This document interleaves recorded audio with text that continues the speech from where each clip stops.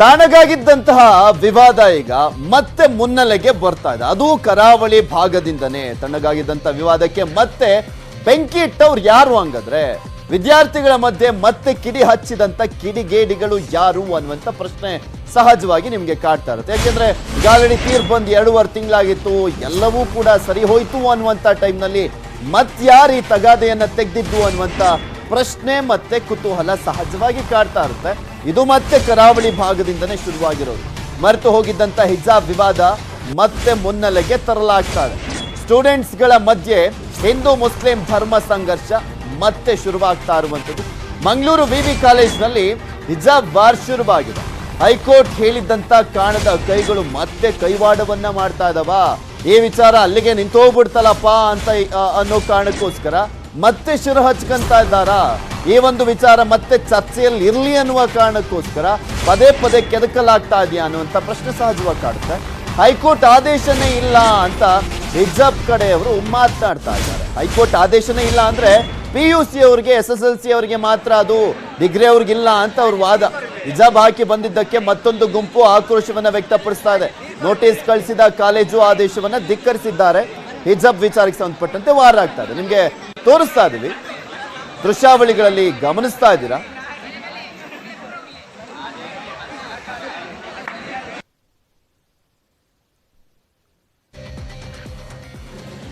ನೋಡಿ, ಹಿಜಾಬ್ ಕೇಳ್ತಾ ಇರುವಂತ ವಿದ್ಯಾರ್ಥಿನಿಯರನ್ನ ಹಿಜಾಬ್ ಹಾಕಿ ಬಂದಿದ್ದಕ್ಕೆ ತರಗತಿ ಬಹಿಷ್ಕರಿಸಿ ಪ್ರತಿಭಟನೆ ಮಾಡ್ತಾ ಇರುವಂತ ವಿದ್ಯಾರ್ಥಿಗಳನ್ನ ಸಮಾನತೆ, ಸಹಬಾಳ್ವೆ ಸಂದೇಶ ಸಾರಬೇಕಾದಂತ ಸ್ಟೂಡೆಂಟ್ಸ್ ಮಧ್ಯೆ ಯಾರು ವಿಷಬೀಜವನ್ನ ಬಿತ್ತಿದ್ರೋ ಗೊತ್ತಿಲ್ಲ. ಆದ್ರೆ ಹಿಜಾಬ್ ಹೆಸರಲ್ಲಿ ವಿದ್ಯಾರ್ಥಿಗಳ ಮಧ್ಯೆನೆ ಸಂಘರ್ಷ ಜೋರಾಗ್ತಾ ಇದೆ. 2 ವಿಂಡೋದಲ್ಲಿ ನಿಮ್ಗೆ ತೋರಿಸ್ತಾ ಇದೀವಿ. ಒಂದ್ ಕಡೆ ಹಿಜಾಬ್ನ ಪರವಾಗಿ ಅಲ್ಲಿ ಪ್ರತಿಭಟನೆ ಮಾಡಲಾದ್ರೆ, ಮತ್ತೊಂದ್ ಕಡೆ ಹಿಜಾಬ್ನ ವಿರುದ್ಧವಾಗಿ ಪ್ರತಿಭಟನೆಯನ್ನ ಮಾಡಲಾಗಿರುವಂತದ್ದು. ಡಿಗ್ರಿ ಕಾಲೇಜಿಗೆ ಹೈಕೋರ್ಟ್ ತೀರ್ಪೇ ಕೊಟ್ಟಿಲ್ಲ ಅಂತ ಸ್ಟೂಡೆಂಟ್ಸ್ ಹೇಳ್ತಾ ಇದ್ದಾರೆ. ಹಿಜಾಬ್ನ ಪರವಾಗಿ ವಾದವನ್ನ ಮಾಡ್ತಾ ಇರುವಂತದ್ದು.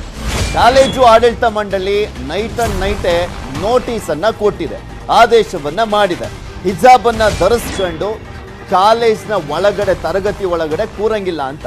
ಹಿಜಾಬ್ ಹಠಕ್ಕೆ ಬಿದ್ದಂತ ಮುಸ್ಲಿಂ ಸ್ಟೂಡೆಂಟ್ಸ್ಗಳು ಏನ್ ಹೇಳಿದ್ರು ಹಾಗಾದ್ರೆ? ಆ ಆದೇಶ ಕೊಟ್ಟಾದ ನಂತರ, ಆದೇಶ ಮಾಡಾದ ನಂತರನೂ ಕೂಡ ಕಾಲೇಜು ಆಡಳಿತ ಮಂಡಳಿ ಆದೇಶ ಮಾಡಿದೆ, ತರಗತಿ ಒಳಗಡೆ ಹಿಜಾಬ್ ಹಾಕೊಂಡು ಕೂರಂಗಿಲ್ಲ ಅಂತ. ಇದಾದ ನಂತರ ಆ ಹಿಜಾಬ್ ಅನ್ನ ಧರಿಸ್ಕೊಂಡು ಬರ್ತಾ ಇದ್ದಲ್ವ ವಿದ್ಯಾರ್ಥಿನಿಯರು, ಅವ್ರು ಮಾತನಾಡಿದ್ದಾರೆ. ಅವ್ರು ಏನ್ ಮಾತನಾಡಿದ್ದಾರೆ ನೋಡೋಣ.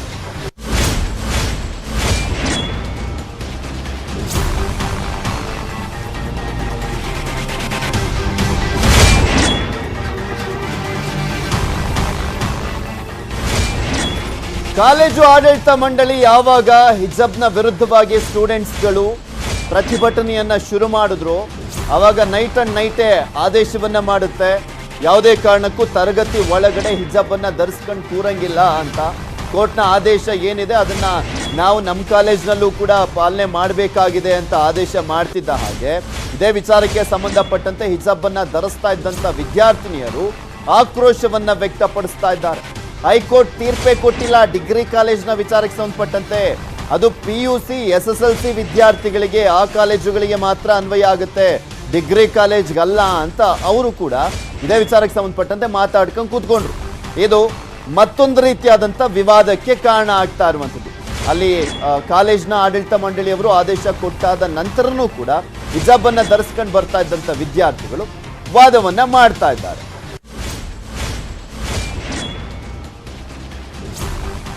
ಹೇಳುವ ಪ್ರಕಾರ ಹೈಕೋರ್ಟ್ ವರ್ಡಿಕ್ಟ್ ಬೇಸಿಕ್ಸ್ ಮೇಲೆ ಆಗಿರ್ತದೆ ನಾವು ತರ್ತಿರೋದು ಅಂತ ಹೇಳಿ. ಆದರೆ ಹೈಕೋರ್ಟ್ ವರ್ಡಿಕ್ಟ್ ಅಲ್ಲಿ ಎಲ್ಲಿ ಕೂಡ ಮೆನ್ಷನ್ ಮಾಡಲಿಲ್ಲ ಇದು ಡಿಗ್ರಿಗೆ ಅಪ್ಲೈ ಆಗ್ತದೆ ಈ ನಿಷೇಧ ಅಂತ ಹೇಳಿ. ನಮ್ಮ ಹತ್ರ ಇವನ್ನದ್ರಲ್ಲಿ ಪ್ರೂಫ್ ಕೂಡ ಉಂಟು. ಹೈಕೋರ್ಟ್ ವರ್ಡಿಕ್ಟ್ ಇದ್ದು ಎಲ್ಲಿ ಕೂಡ ಹೇಳಿಲ್ಲ ಡಿಗ್ರಿಗೆ ಅಪ್ಲೈ ಆಗ್ತದೆ ಅಂತ ಹೇಳಿ. ಮತ್ತೆ ಎಲ್ಲಿ ಕೂಡ ಹೇಳಿಲ್ಲ ಮಧ್ಯದಲ್ಲಿ ಯೂನಿಫಾರ್ಮಿಟಿಯನ್ನು ಚೇಂಜ್ ಮಾಡಬೇಕಂತ ಹೇಳಿ. ಒಂದ ಕ್ಲಾಸಿಗೆ ಹೋಗಬೇಕು, ಇಲ್ಲದಿದ್ರೆ ಕ್ಯಾಂಪಸ್ಸಿನ ಹೊರಗೆ ಹೋಗ್ಬೇಕು, 5 ನಿಮಿಷ ಕೊಡ್ತೇನೆ ಅಂತ ಹೇಳಿ ಆವಾಗ ಕೂಡ ನಮಗೆ ಹಾಗೆ ಹೇಳ್ತಾರೆ. ನಮಗೆ ಎಷ್ಟೊಂದು ಹೇಳಿದ್ರೆ ಇವತ್ತು ಲೈಬ್ರರಿನ ಒಳಗೆ ಕಾಲಿಡ್ಲಿಕ್ಕೆ ಬಿಡಲಿಲ್ಲ, ತೆಗ್ದೇ ಒಳಗೆ ಹೋಗ್ಬೇಕು, ಕಾಲಿಡ್ಬೇಕು ಅಂತ ಹೇಳಿ. ನಾವು ಇವನ್ ಗ್ರೂಪ್ಗಳಲ್ಲಿ ಎಲ್ಲ ಮೆಸೇಜ್ ಎಲ್ಲ ಹೋಗ್ತಿದೆ ನೋಡಿ. VC ಹತ್ರ ಮಾತಾಡಬೇಕಾದ್ರೆ VC ಹೇಳ್ತಾರೆ ಏನಂತ ಹೇಳಿದ್ರೆ, ಹೌದಮ್ಮ ನಮಗೆ ಯಾವುದೇ ರೀತಿಯ ಉದ್ದೇಶ ಇಲ್ಲ ನಿಮ್ಮ ಹಿಜಾಬ್ ತೆಗೆಸುವಂಥದ್ದು, ಆದರೆ ಏನು ಮಾಡೋದು, ಇದು ಆರ್ಡರ್ ಆಗಿದೆ, ನೀವೊಂದು ಕ್ಲಾರಿಫಿಕೇಶನ್ ಲೆಟರ್ DC ಇಂದ ತನ್ನಿ, ಆದಮೇಲೆ ನಾವು ಅದೇ ಮರುದಿವಸವೇ ನಾವು ತುರ್ತು ಮೀಟಿಂಗ್ ಇಟ್ಟು ನಿಮ್ಗೆ ಏನು ಬೇಕಾದನ್ನು ಕೊಡ್ತೇವೆ ಅಂತ ಹೇಳಿ. ಆವಾಗ ಕಾಲೇಜಲ್ಲಿ ಅಟ್ರಾಸಿಟಿ ಎಲ್ಲ ಸ್ಟಾರ್ಟ್ ಆಗ್ತದೆ. ಕೆಲವರು ಕೇಸರಿ ಶಾಲ್ ಧರಿಸ್ಕೊಂಡು ಹೆದರಿಸುವಂಥದ್ದು, ಬ್ಯಾಕ್ ಬೈಟಿಂಗ್ ಮಾಡುವಂಥದ್ದು, ಕಮೆಂಟ್ ಮಾಡುವಂಥದ್ದು, ನಮ್ಮನ್ನು ಪ್ರೊವೋಕ್ ಮಾಡುವಂಥದ್ದು, ಕೇಸರಿ ಶಾಲ್ ಧರಿಸ್ಕೊಂಡು ಬನ್ನಿ ನಾಳೆ ತಕೊಂಡು ಬನ್ನಿ ಅಂತ ಹೇಳುವಂಥದ್ದು. ಅಲ್ಲಿ ಇವನ್ ವಾಚ್ಮ್ಯಾನ್ಗಳನ್ನು ಕೂಡ ಹಿಂದೆ ನಮ್ಮನ್ನು ಓಡಿಸ್ಲಿಕ್ಕೆ ಬಿಡ್ತಾರೆ, ಅವರನ್ನು ಹೊರಗೆ ಕಳಿಸಿ ಬಿಡಿ ಅಂತ ಹೇಳಿ. ಅವ್ರು ವೆಯ್ಟ್ ಮಾಡ್ಲಿಕ್ಕೆ ಹೇಳಿದಾರಲ್ಲ, ಅವ್ರ ಮನೆಗೆ ಬರಬೇಕು, ವೆಯ್ಟ್ ಮಾಡ್ತೇವೆ. ಇದರೆಲ್ಲ ಹಿಂದೆ ಇರುವಂಥದ್ದು ABVP ಆಗಿರ್ತದೆ. ABVP ಒಂದು ಪಿತೂರಿ ಆಗಿರ್ತದೆ ಇದರ ಹಿಂದೆ ಇರುವಂಥದ್ದು. ಯಾಕಂತ ಹೇಳಿದರೆ ನಾವು ಯಾವುದೇ ಪ್ರೊಟೆಸ್ಟ್ ಮಾಡಲಿಕ್ಕೆ ಹೋಗಲಿಲ್ಲ, ನಾವು ಲೀಗಲ್ ಆಗಿ ಹೋಗಿರ್ತೇವೆ. ನಾವು ಬರ್ಬಾರ್ದು ಹಿಜಾಬ್ ಧರಿಸಿ ಅಂತ ಹೇಳಿ ಪ್ರೊಟೆಸ್ಟ್ ಮಾಡ್ತಿರುವಂಥದ್ದು ಅವರು. ಇವನ್ ಗ್ರೂಪ್ಗಳಲ್ಲಿ ಎಲ್ಲ ಮೆಸೇಜ್ ಎಲ್ಲ ಹೋಗ್ತಿದೆ ನೋಡಿ, ಕೇಸರಿ ಶಾಲ್ ಧರಿಸ್ಕೊಂಡು ಬನ್ನಿ ನಾಳೆ ತಕೊಂಡು ಬನ್ನಿ ಅಂತ ಹೇಳುವಂಥದ್ದು. ಆದಮೇಲೆ ನಾವು ಕೇಸರಿ ಶಾಲ್ ಧರಿಸಿದ ಇದು ಸಣ್ಣ ಟೀಸರ್, ನಿಮಗೆ ಇನ್ನೂ ಫಿಲ್ಮ್ ದೊಡ್ಡ ಮಟ್ಟಿಗೆ ಹೇಳಲಿಕ್ಕೆ ಅಂತ ಎಚ್ಚರಿಕೆ ನೀಡುವಂಥದ್ದು. ಆದಮೇಲೆ ನಾವು ನೋಡ್ತೇವೆ ಅಂತ ಹೇಳಿ ಆಗಲೇ ಡಿಲೀಟ್ ಮಾಡಿರುವಂಥದ್ದು. ಯಾಕಂತ ಹೇಳಿದ್ರೆ ಕರ್ನಾಟಕ ರಾಜ್ಯದಂತ ಆಗಿರುವಂಥ ಹಿಜಾಬ್ ಇಶ್ಯೂಗೂ ನಮ್ಮ ಕಾಲೇಜಿಗೆ ಯಾವುದೇ ರೀತಿಯ ಸಂಬಂಧ ಇಲ್ಲ. ಇದು ಇವರ ಪ್ರೆಷರಿಗಾಗಿರ್ತದೆ ಆಗ್ತಿರುವಂಥದ್ದು. ನೀವು ಕೋಣಾಜೆ ನೋಡ್ಬೋದು, ಕೋಣಾಜೆ ಅಲ್ಲ ಮೇನ್ ಯೂನಿವರ್ಸಿಟಿ, ಅಲ್ಲಿ ಹಿಜಾಬ್ ಧರಿಸ್ತಾ ಇದ್ದಾರೆ. ಆದರೆ ಮಂಗಳೂರು ವಿಶ್ವವಿದ್ಯಾಲಯ ಒಂದು ಸಣ್ಣ ಭಾಗವಾದಂತಹ ನಮ್ಮ ಮಂಗಳೂರು ವಿಶ್ವವಿದ್ಯಾಲಯ ಕಾಲೇಜಲ್ಲಿ ಯಾಕೆ ಈ ರೀತಿ ಫೋರ್ಸ್ಫುಲ್ ಆಗಿ ಹೇರ್ತಾ ಇದ್ದಾರೆ ಅಂತ ಹೇಳಿ ಗೊತ್ತಾಗ್ತಾ ಇಲ್ಲ. ಅದೇ ನಮಗೆ ಗೊತ್ತಾಗ್ಲಿಲ್ಲ. ನಮ್ಮ ಒಂದು ವಿದ್ಯಾಭ್ಯಾಸವನ್ನು ವಂಚನೆ ಮಾಡಲಿಕ್ಕೋಸ್ಕರ ಕುಂಠಿತಗೊಳಿಸಬೇಕಾಗಿ ಇರುವಂತಹ ಉದ್ದೇಶವ ಅಂತ ನನಗೆ ಕೇಳಿಕಿರುವ ಪ್ರಶ್ನೆ. ನಾವು ಯಾರಿಗೂ ಅನ್ಯಾಯ ಮಾಡ್ಲಿಕ್ಕೆ ಹೋಗಲಿಲ್ಲ, ಇಲ್ಲಿವರೆಗೆ ಯಾವುದೇ ಗಲಭೆ ಕೂಡ ಆಗಲಿಲ್ಲ ನಮ್ಮ ವಿಶ್ವವಿದ್ಯಾಲಯ ಕಾಲೇಜ್. ಹೇಳಿದ್ನಲ್ಲ, ಮಾರ್ಚ್ 15ಕ್ಕೆ ವರ್ಡಿಕ್ಟ್ ಬಂದರೆ ಮೇ 7ರವರೆಗೆ ನಾವು ಪರೀಕ್ಷೆ ಬರೆದಿದ್ದೇವೆ. ಮಾರ್ಚ್ 15ಕ್ಕೆ ಬಂದರೆ ಏಪ್ರಿಲಲ್ಲಿ ಎಕ್ಸಾಮ್ ಬರ್ದಿದ್ದೇವೆ, ಮೇಯಲ್ಲಿ ಕೂಡ ಎಕ್ಸಾಮ್ ಬರ್ದಿದ್ದೇವೆ. ವಿದ್ ಹಿಜಾಬ್ ಆಗಿರ್ತದೆ ನಾವು ಎಕ್ಸಾಮ್ ಬರ್ದಿರುವಂಥದ್ದು. ಅಲ್ಲಿವರೆಗೆ ಆಡಳಿತ ಮಂಡಳಿಯವರು ಜೀವಂತವಾಗಿರ್ಲಿಲ್ವಾ? ಅಲ್ಲಿಯವರೆಗೆ ಅವರ ಹಿಜಾಬ್ ಎಂಬುದು ವಿವಾದವೇ ಆಗಿರ್ಲಿಲ್ವಾ? ನಾವು ಈ ದೇಶದ ಪ್ರಜೆಗಳಿಗೆ ಕೇಳೋದು, ನಾವು ಈ ದೇಶದ ಪೌರ ಅಲ್ವಾ? ನಮಗೆ ಎಜುಕೇಶನ್ ಪಡಿಬೇಕಂತ ಹಕ್ಕಿಲ್ವಾ? ನಮ್ಮ ಸಂವಿಧಾನದ ಹಕ್ಕನ್ನು ನಾವು ಕೇಳ್ತಿರುವಂಥದ್ದು. ನಮ್ಮ ಹಠ ಅಲ್ಲ, ಇದು ನಮ್ಮ ಹೋರಾಟ. ನಮ್ಮ ಹಕ್ಕನ್ನು ನಮಗೆ ಕೊಡಿ, ನಾವು ಕಲಿತೇವೆ, ನಮ್ಮ ವಿದ್ಯೆಯನ್ನು ಕಲಿತೇವೆ, ಶಿರವಸ್ತ್ರದೊಂದಿಗೆ ಕಲಿತೇವೆ, ಮನವಿ ಮಾಡ್ತಿದ್ದೇವೆ ನಾವು. ಶಾಸಕರು ಶಿಕ್ಷಕರೆಲ್ಲ ಸೇರಿ ವಿವಾದ ಎಬ್ಬಿಸಿದ್ದಾರಂತೆ. ಕಾಲೇಜಿನಲ್ಲಿ ಹಿಜಾಬ್ ವಿವಾದಕ್ಕೆ ದೊಡ್ಡವರೇ ಕಾರಣ ಅಂತೆ ನೇರವಾಗಿ ಆರೋಪವನ್ನ ಮಾಡ್ತಾ ಇದ್ದಾರೆ ಪ್ರತಿಭಟನಾ ನಿರತ ವಿದ್ಯಾರ್ಥಿಗಳು. ಹಿಜಾಬ್ನ ವಿರುದ್ಧವಾಗಿ ಪ್ರತಿಭಟನೆ ಮಾಡಿದ್ರಲ್ಲ, ಆ ವಿದ್ಯಾರ್ಥಿಗಳ ಆರೋಪ ಇದು. ಕಾಲೇಜಿನಲ್ಲಿ ಹಿಜಾಬ್ ವಿವಾದಕ್ಕೆ ದೊಡ್ಡವರೇ ಕಾರಣ, ಕಾಲೇಜಿನವರು ಕೂಡ ಕಾರಣ ಅಂತ ಅಸಮಾಧಾನವನ್ನ ವ್ಯಕ್ತಪಡಿಸಿದ್ರು. ಅವರನ್ನ ಹುಡುಗಿಯರನ್ನ ಸ್ಟಾಫ್ ರೂಮಿಗೆ ಕರೆದು ಅವರ ತೇಜೋವಧೆ ಮಾಡುವ ರೀತಿಯಲ್ಲಿ ಮಾತನಾಡಿ ಪ್ರಿನ್ಸಿಪಾಲ್ ಅವರನ್ನ ಭಯಪಡಿಸಿ ಕಾಲೇಜ್ನಲ್ಲಿ ಇಟ್ಟಿದ್ದಾರೆ. ಅಂದರೆ ಅಷ್ಟು ಒಂದು ಹಿಟ್ಲರ್ ರೀತಿಯ ಆಡಳಿತವನ್ನು ಯಾರು ನಮ್ಮ ರೆಪ್ರೆಸೆಂಟೇಟಿವ್ ಆಗಿರಬೇಕಿತ್ತು, ಪ್ರತಿ ವಿಷಯದಲ್ಲೂ ನಮ್ಮ ಜೊತೆಗೆ ಇದ್ದವರು ಏಕಾಏಕಿ ನಮ್ಮ ವಿರುದ್ಧವಾಗಿ ಮಾತನಾಡಲಿಕ್ಕೆ ಶುರು ಮಾಡಿದರು. ಇದಕ್ಕೆ ಪ್ರಮುಖ ಕಾರಣವೇ ನಮ್ಮ ಕಾಲೇಜಿನ ಸೀನಿಯರ್ ಲೆಕ್ಚರರ್ಸ್ ಅವರಿಗೆ ಹಣದ ಆಮಿಷವನ್ನು ಒಡ್ಡಿ ಮತ್ತು ಯಾವ ರೀತಿ ಹೆದರಿಸಿದ್ದಾರೋ ಅಂತ ಗೊತ್ತಿಲ್ಲ, ಅವರು ನಮ್ಮ ವಿರುದ್ಧವಾಗಿ ಮಾತನಾಡ್ತಾ ಇದ್ದಾರೆ. ವಿಷಯ ಏನಂದ್ರೆ, ಮೊದಲಿಗೆ ನಮಗೆ ಇದು ನಿಮಗೆ ಸಮಸ್ಯೆ ಗೊತ್ತಾಯ್ತು ನಮ್ಮ ಕಾಲೇಜಲ್ಲಿ ಎಂತ ವಿಷಯ ಆಯ್ತು ಅಂದ್ರೆ, ಲೆಟರ್ ಬಂದಿತ್ತು, ಅದನ್ನು ಪ್ರಿನ್ಸಿಪಾಲಿಗೆ ಬೆಳಗ್ಗೆ ನೋಟಿಸ್ ತಂದಿದ್ದಾರೆ. ನೋಟಿಸಲ್ಲಿ ಬರೆದಿದೆ ಕ್ಯಾಂಪಸ್ನೊಳಗೆ ಹಿಜಾಬ್ ಹಾಕ್ಲಿಕ್ಕಿಲ್ಲ ಅಂತ. ಆದ್ರೆ ನೋಟಿಸ್ ಬಂದಿದ್ರು ಇದು ಕಾರ್ಯರೂಪಕ್ಕೆ ಬರಲಿಲ್ಲ. ಇದು ನಮ್ಮ ಸಮಸ್ಯೆ, ದೊಡ್ಡ ಸಮಸ್ಯೆ. ಅಂದ್ರೆ ಮಕ್ಕಳು ಏನ್ ಮಾಡ್ತಿದ್ದಾರೆ ಅಂದ್ರೆ ಹಿಜಾಬ್ ಹಾಕೊಂಡು ಕ್ಯಾಂಪಸ್ನೊಳಗೆ ಆಚೆ ಈಚೆ ತಿರುಗ್ತಾ ಇದ್ದಾರೆ. ಅದು ನಮಗೆ ನೋಡ್ಲಿಕ್ಕೆ ಆಗುದಿಲ್ಲ. ನಾವು ಪ್ರೊಟೆಸ್ಟ್ ಮಾಡ್ತಿದ್ದೇವೆ, ಅವರು ಪ್ರೊಟೆಸ್ಟ್ ಮಾಡಿದ್ರೆ ಬೇರೆ ವಿಷಯ. ಇವರು ಎಂತ ಮಾಡ್ತೇವೆ, ನಾವು ಅವರ ವಿಷಯವೇ ಕೇಳ್ತಿಲ್ಲ. ಅವರಿಗೆ ಬೆಲೆ ಕೊಡೋದಾಗೆ ಆಯ್ತು. ಒಂದು ಶಿಕ್ಷಕರಿಗೆ ಎಷ್ಟು ನಾವು ಗೌರವ ಕೊಡಬೇಕಂದ್ರೆ ಅವರ ಮಾತನ್ನು ನಾವು ಪಾಲಿಸಬೇಕು, ಏನೇ ವಿಷಯ ಆಗಿದ್ರಿ. ಇಲ್ಲಿ ಸಹ ಹಾಗೆ ಹೈಕೋರ್ಟ್ನ ನೋಟಿಸ್ ಬಂದಿತ್ತು, ಅದನ್ನು ಫಾಲೋ ಮಾಡಬೇಕಿತ್ತು ಕಾಲೇಜ್ ಅವರು. ಅದು 2.5 ತಿಂಗಳು ಗ್ಯಾಪ್ ಆಯ್ತು. ಈಗ ಈ ವಿಷಯ ನಮ್ಮ ಕಾಲೇಜ್ ಸರ್ಕಾರಕ್ಕೆ ನ್ಯೂಸ್ 18 ಪ್ರಶ್ನೆಯನ್ನ ಮಾಡ್ತಾ ಇದೆ. ಆ ಪ್ರಶ್ನೆಗಳನ್ನ ಒಂದೊಂದಾಗಿ ನಿಮ್ಮ ಮುಂದೆ ಇಡ್ತಾ ಹೋಗ್ತೀನಿ. ಯಾಕೆಂದ್ರೆ ಮಾರ್ಚ್ 15ನೇ ತಾರೀಕು ತೀರ್ಪು ಬಂದಿದ್ದಂಥದ್ದು, ಅಲ್ಲಿವರೆಗೂ ತಣ್ಣಗಾಗಿದ್ದಂಥ ವಿಚಾರ ಈಗ ಸಡನ್ ಆಗಿ ಯಾಕೆ ಎತ್ಕೊಂಡ್ರು ಅನ್ನುವಂಥ ಪ್ರಶ್ನೆ. ತಣ್ಣಗಾಗಿದ್ದಂಥ ಹಿಜಾಬ್ನ ವಿವಾದ ಮತ್ತೆ ಸೃಷ್ಟಿ ಮಾಡಿದ್ ಯಾರು, ಯಾವುದು ಆ ಕಾರಣದ ಕೈಗಳು ಅಂತ ಪ್ರಶ್ನೆ ಎದ್ದೇಳುತ್ತೆ. ಮೇ 17ಕ್ಕೆ ಕಾಲೇಜು ಶುರು ಆಗುತ್ತೆ. ಈಗ ಹಿಜಾಬ್ನ ವಿಚಾರ ಇಲ್ಲಿ ಮುನ್ನೆಲೆಗೆ ಬಂದಿರುವಂಥದ್ದು, ಅದನ್ನ ಕೇಳ್ತಾ ಇದ್ದಾರೆ. ಹಿಜಾಬ್ನ ವಿಚಾರಕ್ಕೆ ಸಂಬಂಧಪಟ್ಟಂತೆ ಪರ ವಿರೋಧ. ಹೈಕೋರ್ಟ್ ತೀರ್ಪಿನಲ್ಲಿ ಉಲ್ಲೇಖ ಇಲ್ಲ ಅಂತ ಹೇಗ್ ಗೊತ್ತಾಯ್ತು ಅನ್ನುವಂಥ ಪ್ರಶ್ನೆನೂ ಕೂಡ ಸಹಜವಾಗಿ ಕಾಡ್ತಾ ಇದೆ. ಅದ್ರ ಬಗ್ಗೆನೂ ಕೂಡ ಸರ್ಕಾರನೇ ಉತ್ತರಿಸಬೇಕಾಗುತ್ತೆ. ಹೈಕೋರ್ಟ್ ಹೇಳಿದಂತೆ ಕಾಣದ ಕೈಗಳು ಕೆಲಸ ಮಾಡ್ತಾ ಇದೆಯಾ? ಹೈಕೋರ್ಟ್ ಅವತ್ತು ತೀರ್ಪನ್ನ ಕೊಡುವಂತ ಸಂದರ್ಭದಲ್ಲಿ ಇದರ ಹಿಂದೆ ಯಾವುದೋ ಕಾಣದ ಕೈಗಳಿದ್ದಾವೆ ಅಂತ ಸಂಶಯವನ್ನ ವ್ಯಕ್ತಪಡಿಸಿತ್ತು. ಅದೇ ರೀತಿಯಾಗಿ ಈಗಲೂ ಕೂಡ ಈ ಕೇಸ್ನಲ್ಲಿ ಆಗ್ತಾ ಇದೆಯಾನಾ ಅನ್ನುವಂಥ ಪ್ರಶ್ನೆ ಸಹಜವಾಗಿ SDPI, PFI, ABVP ಯಾರೇ ಆಗಿರಲಿ, ಶಿಕ್ಷಣ ಸಂಸ್ಥೆ ಯಾಕೆ ಸುಮ್ಮನಿತ್ತು ಇಷ್ಟು ದಿನ? ಈಗ ಪ್ರತಿಭಟನೆ ಶುರು ಆಗ್ತಿದ್ದ ಹಾಗೆ ಆಕ್ಷನ್ ತೆಗೊಳ್ಳಿಕ್ಕೆ ಮುಂದಾಗ್ತಾ ಇರುವಂತದ್ದು ಕೂಡ ಅನುಮಾನ ಕೆಡೆ ಮಾಡಿಕೊಡ್ತಾ ಇದೆ. DC, ಶಿಕ್ಷಣಾಧಿಕಾರಿಗಳು, ಸಚಿವರು, CDC ಟೀಮು ಇದುವರೆಗೂ ಯಾಕೆ ಕ್ರಮ ಕೈಗೊಂಡಿರಲಿಲ್ಲ? ಮಾರ್ಚ್ 15ಕ್ಕೆ ತೀರ್ಪು ಬಂದಾದ ನಂತರನೂ ಕೂಡ ಇಲ್ಲೂ ಕೂಡ ವಿವಾದ ಆಗ್ಲಿ ಅಂತ ಸೈಲೆಂಟ್ ಆಗ್ಬಿಟ್ಟಿದ್ರಾ ಅಂತ ಅಲ್ಲಿ ಸಾಕಷ್ಟು ಜನರ ಪ್ರಶ್ನೆ. ಅದು ವಿವಾದ ದೊಡ್ಡದಾಗ್ಲಿ ಆಮೇಲೆ ತಣ್ಣಗೆ ಮಾಡೋಣ ಅಂತ ಸುಮ್ಮನಿದ್ದಾರಾ? ಇದು ಕೂಡ ವಿವಾದ ಆಗ್ಲಿ, ಮತ್ತೊಂದಿಷ್ಟು ಚರ್ಚೆ ಆಗ್ಲಿ, ಮತ್ತೊಂದಿಷ್ಟು ಪರ ವಿರೋಧ ಬಂದಂತ ಸಂದರ್ಭದಲ್ಲಿ ಇದೊಂದು ರೀತಿಯಾಗಿ ಎಲೆಕ್ಷನ್ವರೆಗೂ ಇನ್ನೂ ಎಳೆದಾಡ್ತಾನೆ ಇರಬೇಕು ಅನ್ನುವಂಥ ಚಿಂತನೆಯಲ್ಲಿದ್ದಾರೆ ರಾಜಕಾರಣಿಗಳು ಅನ್ನುವಂಥ ಪ್ರಶ್ನೆ ಸಹಜವಾಗಿ ಕಾಡುತ್ತೆ. ಮತ್ತೊಂದ್ ಕಡೆ ಸ್ಟೂಡೆಂಟ್ಸ್ಗಳ ವಿಚಾರಕ್ಕೆ ಸಂಬಂಧಪಟ್ಟಂತೆ ನೋಡೋದಾದ್ರೆ, ಸ್ಟೂಡೆಂಟ್ಸ್ ಧರ್ಮ ಸಮರ ನಿಲ್ಲಿಸುವಂತ ಮನಸ್ಸೇ ಇಲ್ವಾ? ರಾಜಕಾರಣಿಗಳಿಗೂ ಕೂಡ ಸ್ಟೂಡೆಂಟ್ ಸಂಘರ್ಷವನ್ನ ಬಯಸ್ತಾ ಇದ್ದಾರ? ಸ್ಟೂಡೆಂಟ್ಗಳು ಕಿತ್ತಾಡ್ಕೊಳ್ಳಿ ಅಂತಾನೆ ರಾಜಕಾರಣಿಗಳ ಬಯಕೆ ಇದ್ದಂತೆ ಕಾಣಿಸ್ತಾ ಇದೆ. ಮತ್ತೆ ಹುಟ್ಟಿದ ಹಿಜಾಬ್ ವಿವಾದದ ಬಗ್ಗೆ ಜನನಾಯಕರು ಹಾಗಾದ್ರೆ ಏನ್ ಹೇಳಿದ್ರು, ಏನಂದ್ರು ಅಂತ ಒಬ್ಬೊಬ್ಬರ ಮಾತನ್ನ ಕೂಡ ನಿಮ್ಮ ಮುಂದೆ ಇಡ್ತಾ ಹೋಗ್ತೀವಿ. ಈ ಒಂದು ಹಿಜಾಬ್ನ ವಿಚಾರ ಇವತ್ತು ಮತ್ತೆ ಮುನ್ನೆಲೆಗೆ ಬಂತಲ್ಲ, ಸಾಕಷ್ಟು ಜನ ಮಾತನಾಡಿದ್ದಾರೆ. ಏನೇನ್ ಮಾತನಾಡಿದ್ರು ನೋಡೋಣ. ಹಾಕತ್ತಾರೆ ಅಲ್ವಾ, ಅವ್ರ ದರ್ಶಕ ಅವ್ರ ಸಂಪ್ರದಾಯ ಅವ್ರು ಮಾಡ್ಕೊತಾರೆ. ನಿಮ್ಗೆ ಯಾಕೆ ಅದನ್ಯಾಕೆ ಕಾಂಟ್ರವರ್ಸಿ ಮಾಡ್ತಾ ಇದ್ದೀರಿ? ಮುತಾಲಿಕರು ಇದ್ದಾರಲ್ಲ, ಅವ್ರನ್ನ ಒಳಗಡೆ ಹಾಕ್ಬೇಕು. ಹಿಡಿದು ಮನುಷ್ಯರಾಗಿ ಬದುಕ್ತಕ್ಕದಕ್ಕೆ ನೀವ್ಯಾಕೆ ಉಳಿ ಹಿಂಡಾಕ್ ಹೋದಿರಿ? ಜನಗಳನ್ನ ದಾರಿ ತಪ್ಪಿಸ್ತಕ್ಕಂಥ ಕೆಲಸ ಮಾಡಬೇಕು. As of now high court order is in force. ನೀವು ಪಾಲನೆ ಮಾಡೋದಿಲ್ಲ ಅಂತಂದರೆ ದೇಶದ ಸಂವಿಧಾನಕ್ಕೆ ಬದ್ಧತೆ ಇದೆ ಇಲ್ಲ ನಿಮಗೆ? ಈ ರೀತಿಯಾದಂಥ ದೇಶದ ಕಾನೂನು, ಕೋರ್ಟು, ಸಂವಿಧಾನಕ್ಕೆ ವ್ಯತಿರಿಕ್ತವಾಗಿ ನಡ್ಕೊಳ್ಳುವಂಥವ್ರ ಮೇಲೆ ಅತ್ಯಂತ ಕಟ್ಟುನಿಟ್ಟಿನ ಕ್ರಮ ತೆಗೆದುಕೊಳ್ಳಬೇಕು. ಮತ್ತು ಇದು ವಿಶೇಷವಾಗಿ ಕಾಂಗ್ರೆಸ್ಸಿನ ಕುಮ್ಮಕ್ಕಿನಿಂದನೇ ನಡೀತಾ ಇದೆ.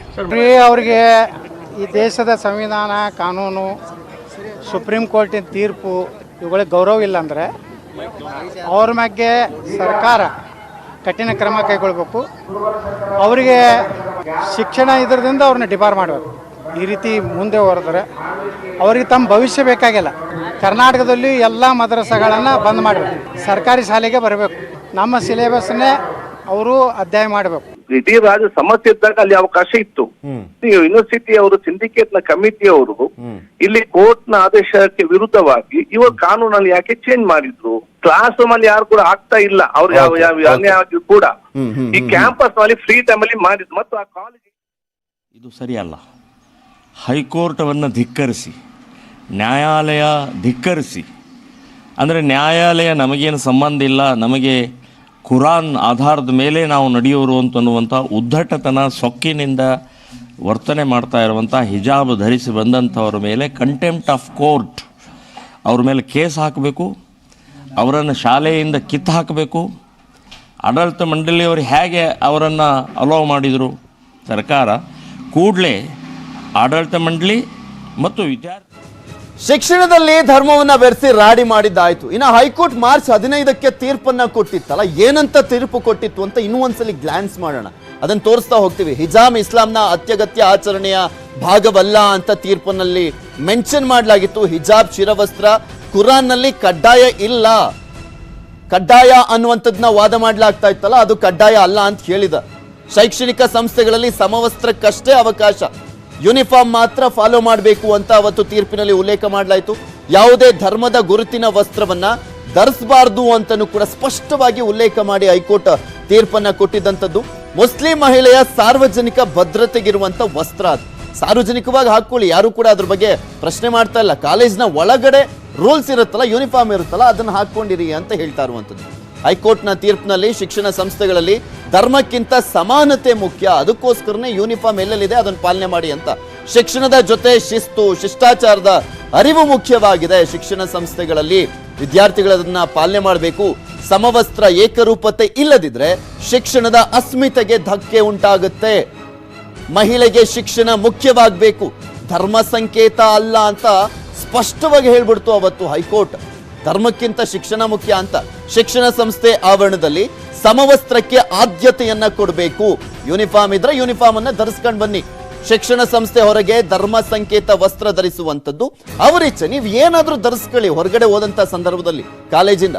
ಶಿಕ್ಷಣ ಸಂಸ್ಥೆಗಳಲ್ಲಿ ಹಿಜಾಬ್ ವಿವಾದ ದಿಢೀರ್ ಬಂದಿದ್ದೇಗೆ ಅಂತ ಸಹಜವಾಗಿ ಅವತ್ತು ಅನುಮಾನವನ್ನ ವ್ಯಕ್ತಪಡಿಸಿತ್ತು ಹೈಕೋರ್ಟ್ ತೀರ್ಪನ್ನ ಕೊಡಬೇಕಾದ್ರೆ. ಇದರ ಹಿಂದೆ ಕಾಣದ ಕೈಗಳ ಕೈವಾಡ ಅಡಗಿರುವಂತ ಶಂಕೆಯನ್ನ ಕೂಡ ವ್ಯಕ್ತಪಡಿಸಿತ್ತು, ಅನುಮಾನವನ್ನ ವ್ಯಕ್ತಪಡಿಸಿತ್ತು. ಶಾಂತಿ ಸೌಹಾರ್ದತೆ ಕದಡ್ಲಿಕ್ಕೆ ಕಾಣದ ಕೈ ಶಕ್ತಿಯನ್ನ ತುಂಬಿದಂತಿದೆ. ಇಷ್ಟೆಲ್ಲ ವಿವಾದ ಆಗ್ಲಿಕ್ಕೆ ಇದರ ಹಿಂದೆ ಯಾರೋ ನಿಂತ್ಕೊಂಡು ಆಟ ಆಡ್ತಿದ್ದಾರೆ ಅಂತ ಸರ್ಕಾರಗಳು ಈ ಬಗ್ಗೆ ಸೂಕ್ತ ತನಿಖೆಯನ್ನು ನಡೆಸಿ ಕ್ರಮ ಕೈಗೊಳ್ಳಲಿ ಅನ್ನುವಂಥದ್ದನ್ನ ಅವತ್ತು ಹೈಕೋರ್ಟ್ ತೀರ್ಪನ್ನಲ್ಲಿ ಮೆನ್ಷನ್ ಮಾಡಬೇಕಾದ್ರೆ ಇದನ್ನೆಲ್ಲವನ್ನು ಕೂಡ ಉಲ್ಲೇಖ ಮಾಡಿತ್ತು. ಡಿಕೆ ಶಿವಕುಮಾರ್ ವಿರುದ್ಧ ಜಾರಿ ನಿರ್ದೇಶನಾಲಯ ಕೋರ್ಟ್ಗೆ ಚಾರ್ಜ್ ಶೀಟ್ ಅನ್ನ ಸಲ್ಲಿಸಿದೆ. ಚಾರ್ಜ್ ಶೀಟ್ ನಲ್ಲಿ ಏನಿದೆ, ಡಿಕೆ ಬ್ರದರ್ಸ್ ಈ ಒಂದು ವಿಚಾರಕ್ಕೆ ಸಂಬಂಧಪಟ್ಟಂತ ಏನಂದ್ರು ನೋಡ್ತಾ ಮಾಡಿ. ಡಿಕೆ ಶಿವಕುಮಾರ್ ಮೇಲೆ ಜಾರಿ ನಿರ್ದೇಶನಾಲಯ ಚಾರ್ಜ್ ಶೀಟ್ ಸಲ್ಲಿಸಿದೆ.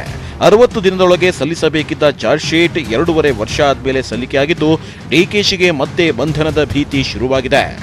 ಅವ್ರ ಪಾರ್ಟಿಯವ್ರನ್ನೇ ಬಿಡಲ್ಲ, ನಮ್ಮ ಪಾರ್ಟಿಯನ್ನು ಬಿಡ್ತಾರ. ಅವ್ರ ಇರೋಂಥ ಅಸ್ತ್ರಗಳೆಲ್ಲ ಪ್ರಯೋಗ ಮಾಡ್ತಾ ಇದ್ದಾರೆ. ಎಲ್ಲ ಬಹಳ ದೊಡ್ಡವರೆಲ್ಲ ಏನು ಬೇಕೋ ಎಲ್ಲ ಹೇಳಿದ್ರು, ಅವ್ರು ಹೇಳಿದಂತೆ ಮಾಡ್ತಾ ಇದ್ದಾರೆ. ಆದ್ರೆ ಇಡಿ ಚಾರ್ಜ್ ಶೀಟ್ಗೆ ಹೆದರಲ್ಲ, ಕೋರ್ಟ್ನಲ್ಲಿ ನ್ಯಾಯ ಸಿಗುತ್ತೆ, ಹೋರಾಡ್ತೀವಿ ಅಂತಿದ್ದಾರೆ ಡಿಕೆ ಸುರೇಶ್. 2 ವರ್ಷಗಳಾದ ನಂತರ ಚಾರ್ಜ್ ಶೀಟ್ ಅನ್ನು ಸಲ್ಲಿಕೆ ಮಾಡಿದ್ದಾರೆ. ಸೊ ನ್ಯಾಯಾಲಯದ ಪ್ರತಿಗಾಗಿ ನಾವು ಕಾಯ್ತಾ ಇದ್ದೇವೆ. ನಂತರ ನಾವು ಮುಂದಿನ ಕಾನೂನು ಹೋರಾಟವನ್ನ ಮಾಡ್ತೀವಿ. ನಾವು ಎಲ್ಲದಕ್ಕೂ ಸಿದ್ಧವಾಗಿದ್ದೀವಿ. ಈ ಹೋರಾಟ ಈ ರಾಜ್ಯದ ಜನರ ದೃಷ್ಟಿಯಿಂದ ಮಾಡ್ತಾ ಇರ್ತಕ್ಕಂಥ ಹೋರಾಟ. 2023ಕ್ಕೆ ಬಿಜೆಪಿಯನ್ನ ಸೋಲಿಸಬೇಕು, ಕಾಂಗ್ರೆಸ್ ಪಕ್ಷ ಗೆಲ್ಲಿಸಿ ಮುಖ್ಯಮಂತ್ರಿ ಆಗಬೇಕು ಅಂತ ಡಿಕೆಶಿ ಹಗಲಿರುಳು ಶ್ರಮ ಪಡ್ತಿರೋ ಟೈಮ್ನಲ್ಲಿ ಇಡಿ ಚಾರ್ಜ್ ಶೀಟ್ ಹಾಕಿರೋದು ಹೊಸ ಟ್ರಬಲ್ ಆಗ್ತಿದೆ. Bureau report, news 18 Kannada. ಮತ್ತಷ್ಟು ಸುದ್ದಿಯನ್ನು ನಿಮ್ಮ ಮುಂದೆ ಇಡ್ತಾ ಹೋಗ್ತೀನಿ, ಆದ್ರೆ ಅದಕ್ಕೂ ಮುಂಚೆ ಒಂದು ಸ್ಮಾಲ್ ಬ್ರೇಕ್.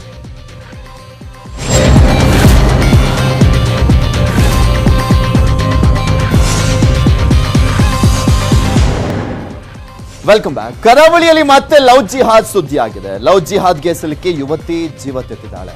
ಎಲ್ಲಿ, ಯಾಕೆ, ಯಾವಾಗಾಯ್ತು, ಕಂಪ್ಲೀಟ್ ಡೀಟೇಲ್ಸ್ ನಿಮ್ಮ ಮುಂದೆ.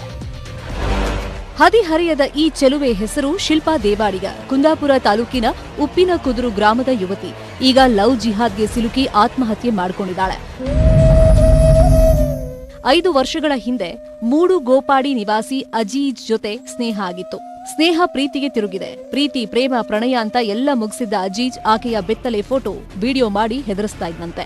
ಮದುವೆ ಆಗುವಂದಾಗ ಮತಾಂತರ ಆಗುವಂದಂತೆ. ಒಪ್ಪದೇ ಇದ್ದಾಗ ವಿಡಿಯೋ ವೈರಲ್ ಮಾಡ್ತೀನಿ ಅಂತ ಹೆದರಿಸಿದ್ದಕ್ಕೆ ಶಿಲ್ಪಾ ಆತ್ಮಹತ್ಯೆಗೆ ಶರಣಾಗಿದ್ದಾಳಂತೆ. ಮಿಸ್ಯೂಸ್ ಮಾಡಿದೆ, ಮದುವೆ ಆಗ್ತೀನಿ ಹಾಗೆ ಹೀಗೆ ಅಂತ ಫೋಟೋಸ್ ವಿಡಿಯೋಸ್ ಎಲ್ಲ ಮಾಡಿ ಬೆದರಿ ಹಾಕಿದೆ. ಆ ಫೋಟೋಸ್ ವಿಡಿಯೋಸ್ ಸ್ಟೇಷನಲ್ಲಿ ಮೊಬೈಲ್. ಅಜೀಜ್ಗೆ ಈಗಾಗಲೇ ಮದುವೆ ಆಗಿತ್ತು ಅಂತ ಗೊತ್ತಾಗಿದೆ. ಶಿಲ್ಪಾಳ ಕುಟುಂಬಕ್ಕೆ ಹಿಂದೂ ಸಂಘಟನೆಗಳು ಜೊತೆಯಾಗಿದ್ದು ಅಜೀಜ್ ಬಂಧಿಸಿ ಕ್ರಮಕ್ಕೆ ಒತ್ತಾಯಿಸಿವೆ. ಈ ಪ್ರಕರಣವನ್ನ ಲವ್ ಜಿಹಾದಿನ ಆಂಗಲ್ ನಲ್ಲಿ ತನಿಖೆಯನ್ನ ಮಾಡಿ ಈ ಕೂಡಲೇ ಅವನನ್ನ ಬಂಧಿಸಬೇಕು. ಅಜೀಜ್ ಮತ್ತು ಕುಟುಂಬ ನಾಪತ್ತೆಯಾಗಿದ್ದು ಕುಂದಾಪುರ ಪೊಲೀಸರು ಹುಡುಕಾಟ ನಡೆಸ್ತಾ ಇದ್ದಾರೆ. ಪರೀಕ್ಷಿತ್ ಶೇಟ್, ನ್ಯೂಸ್ 18 ಕನ್ನಡ, ಉಡುಪಿ. ತೆಲಂಗಾಣ ಸಿಎಂ ರಾಷ್ಟ್ರ ಪರ್ಯಟನೆ ಮಾಡ್ತಾ ಇದ್ದು ಇವತ್ತು ದೇವೇಗೌಡರ ಕುಟುಂಬವನ್ನ ಭೇಟಿ ಮಾಡಿದ್ರು. ತೃತೀಯ ರಂಗ ರಚನೆಗೆ ಗೌಡರ ಬೆಂಬಲವನ್ನ ಕೋರಿದ್ರು. ತೆಲಂಗಾಣದ ಮುಖ್ಯಮಂತ್ರಿ ಕೆ ಚಂದ್ರಶೇಖರ್ ರಾವ್ ಇವತ್ತು ದೇವೇಗೌಡರ ನಿವಾಸಕ್ಕೆ ಭೇಟಿ ಕೊಟ್ಟಿದ್ರು. ಕೆಸಿಆರ್ಗೆ ಕುಮಾರಸ್ವಾಮಿ, ನಿಖಿಲ್ರಿಂದ ಭರ್ಜರಿ ಸ್ವಾಗತ ಸಿಕ್ತು. ಗೌಡರ ಜೊತೆ ಸಭೆ, ಬೆಳ್ಳಿ ತಟ್ಟೆಯಲ್ಲಿ ಊಟ, ಮಾತುಕತೆ ಎಲ್ಲವೂ ನಡೆಯಿತು. ಬಿಜೆಪಿ ಕಾಂಗ್ರೆಸ್ ವಿರುದ್ಧ ತೃತೀಯ ರಂಗ ರಚನೆ. ಕೆಸಿಆರ್ ಈಗಾಗಲೇ ತಮಿಳುನಾಡಿನ ಸ್ಟಾಲಿನ್, ಬಂಗಾಳದಲ್ಲಿ ದೀದಿ, ಉತ್ತರ ಪ್ರದೇಶದಲ್ಲಿ ಆರ್ಜೆಡಿ, ಸಮಾಜವಾದಿ ಪಕ್ಷಗಳ ನಾಯಕರನ್ನ ಭೇಟಿ ಮಾಡಿದ್ರು. ಈಗ ಜೆಡಿಎಸ್ ಜೊತೆ ಸಭೆ ಮಾಡಿದ್ದಾರೆ. ಬಿಜೆಪಿ ಕಾಂಗ್ರೆಸ್ ವಿರುದ್ಧ ರಾಷ್ಟ್ರೀಯ ಪಕ್ಷಗಳನ್ನ ಒಗ್ಗೂಡಿಸಿ ತೃತೀಯ ರಂಗ ರಚಿಸಲು ಓಡಾಡ್ತಿದ್ದಾರೆ. ಜೊತೆಗೆ ರಾಷ್ಟ್ರಪತಿ ಚುನಾವಣೆ ಬಗ್ಗೆಯೂ ಮಾತುಕತೆ ನಡೆಸಿದ್ದು ಇನ್ 2-3 ತಿಂಗಳಲ್ಲಿ ಬಿಗ್ ಸೆನ್ಸೇಷನಲ್ ನ್ಯೂಸ್ ಬರುತ್ತೆ ಅಂತ ಬಾಂಬ್ ಸಿಡಿಸಿದ್ದಾರೆ. ರಾಷ್ಟ್ರದಲ್ಲಿರ್ತಕ್ಕಂಥ ಹಲವಾರು ಪ್ರಾದೇಶಿಕ ಪಕ್ಷಗಳ ಮುಖಂಡರುಗಳ ಜೊತೆ ಅವರಿಗಾಗಲೇ ಮೊದಲನೇ ಹಂತದ ಚರ್ಚೆಗಳನ್ನೇನು ಮಾಡಿದ್ದಾರೆ. ಅದೆಲ್ಲದಕ್ಕೂ ಇನ್ನೊಂದು 2-3 ತಿಂಗಳಲ್ಲಿ ಸಂಪೂರ್ಣವಾದಂತಹ ಕೆಲವು ತೀರ್ಮಾನಗಳು ಹೊರಹೊಮ್ಮುತ್ತೆ ಅಂತಕ್ಕಂಥ. ಸರ್ಕಾರ ಕಾಂಗ್ರೆಸ್ का बनेगा, कांग्रेस के बिना बनेगा, बीजेपी का बनेगा, किसका बनेगा ये बात नहीं है. एक उज्जवल हिंदुस्तान बनेगा, इतना मैं कह सकता हूँ. ತೃತೀಯ ರಂಗ ರಚನೆ ಆಗುತ್ತಾ, ಎಲ್ಲಾ ಪ್ರಾದೇಶಿಕ ಪಕ್ಷಗಳು ಒಗ್ಗಟ್ಟಾಗುತ್ತಾ ಅನ್ನೋದಕ್ಕೆ ಕೆಲವು ತಿಂಗಳು ಕಾದು ನೋಡಬೇಕು. Bureau report, news 18 Kannada. ಪ್ರಧಾನಮಂತ್ರಿಗಳಾಗಿ ನರೇಂದ್ರ ಮೋದಿ ಇವತ್ತಿಗೆ 8 ವರ್ಷ ಪೂರೈಸಿದ್ದಾರೆ. 8 ವರ್ಷದಿಂದಲೂ ಕೂಡ ಮೋದಿ ಗತ್ತು, ಗಮ್ಮತ್ತು ಸ್ವಲ್ಪವೂ ಕೂಡ ಕಡಿಮೆ ಆಗಿಲ್ಲ. ಭಾರತದಲ್ಲಷ್ಟೇ ಅಲ್ಲ, ಇಡೀ ವಿಶ್ವದಲ್ಲೇ ಮೋದಿ ಭಾರತದ ಕೀರ್ತಿಯ ಪತಾಕೆಯನ್ನ ಹಾರಿಸಿದ್ದಾರೆ, ಇನ್ನೂ ಹಾರಿಸ್ತಾನೇ ಇದ್ದಾರೆ. 8 ವರ್ಷದ ಈ ಸಂಭ್ರಮವನ್ನ ಮೋದಿ ಎಲ್ಲೂ ಕೂಡ ಆಚರಿಸಲಿಲ್ಲ. ಬದಲಿಗೆ ತೆಲಂಗಾಣದಲ್ಲಿ ಇಂಡಿಯನ್ ಸ್ಕೂಲ್ ಆಫ್ ಬಿಸಿನೆಸ್ ನ 20ನೇ ವಾರ್ಷಿಕೋತ್ಸವದಲ್ಲಿ ಭಾಗಿಯಾಗಿದ್ರು. ಕೆಸಿಆರ್ ಕುಟುಂಬ ರಾಜಕೀಯದ ವಿರುದ್ಧ ವಾಗ್ದಾಳಿಯನ್ನು ಮಾಡಿದ್ರು. ಇದಾದ್ಮೇಲೆ ತಮಿಳುನಾಡಿನಲ್ಲಿ ಬೆಂಗಳೂರು ಚೆನ್ನೈ ಎಕ್ಸ್ಪ್ರೆಸ್ ಹೈವೇ ಕಾಮಗಾರಿಗೆ ಶಂಕುಸ್ಥಾಪನೆಯನ್ನು ಮಾಡಿದ್ರು. ತಮಿಳು ಭಾಷೆಗೂ ಹಿಂದಿಯಷ್ಟೇ ಸ್ಥಾನಮಾನವನ್ನು ನೀಡಿ ಅಂತ ಸ್ಟಾಲಿನ್ ಮನವಿ ಮಾಡಿದಾಗ ಪ್ರಧಾನಿ ಮೋದಿ ತಮಿಳು ಭಾಷೆ ಬಗ್ಗೆ ಮೆಚ್ಚುಗೆಯನ್ನ ವ್ಯಕ್ತಪಡಿಸಿದ್ರು. நன்றி. மாண்புமிகு மத்திய மீன்வளம்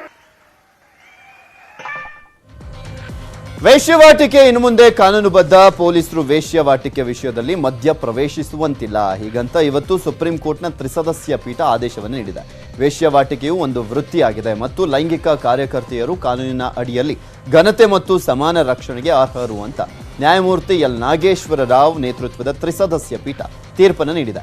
ಲೈಂಗಿಕ ಕಾರ್ಯಕರ್ತೆಯರು ವಯಸ್ಕರಾಗಿದ್ದು ಪರಸ್ಪರ ಒಪ್ಪಿಗೆ ಆಧಾರದ ಮೇಲೆ ಭಾಗವಹಿಸ್ತಾ ಇದ್ದಾರೆ. ಪೊಲೀಸರು ಮಧ್ಯ ಪ್ರವೇಶಿಸುವಂಥದ್ದು, ಕ್ರಿಮಿನಲ್ ಕ್ರಮ ತೆಗೆದುಕೊಳ್ಳುವಂಥದ್ದು ಸರಿಯಲ್ಲ. ಸಂವಿಧಾನದ 21ನೇ ಪರಿಚ್ಛೇದದ ಅಡಿಯಲ್ಲಿ ಈ ದೇಶದಲ್ಲಿ ಪ್ರತಿಯೊಬ್ಬ ವ್ಯಕ್ತಿಗೂ ಕೂಡ ಗೌರವಯುತವಾಗಿ ಬದುಕುವಂತ ಹಕ್ಕಿದೆ ಅಂತ ಸುಪ್ರೀಂ ಕೋರ್ಟ್ ಹೇಳಿದೆ.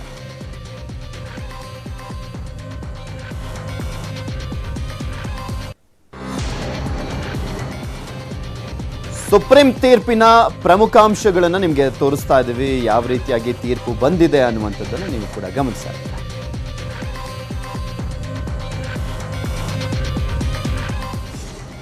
ಇದು ಇವತ್ತಿನ ಅಗ್ರ ರಾಷ್ಟ್ರೀಯ ವಾರ್ತೆ. ನಾನು ಪೃಥ್ವಿರಾಜ್ ಹಾರನಹಳ್ಳಿ. ನೋಡ್ತಾರೆ ನ್ಯೂಸ್ 18 ಕನ್ನಡ. ಜಾಲ ನಮ್ಮದು, ಬಲ ನಿಮ್ಮದು.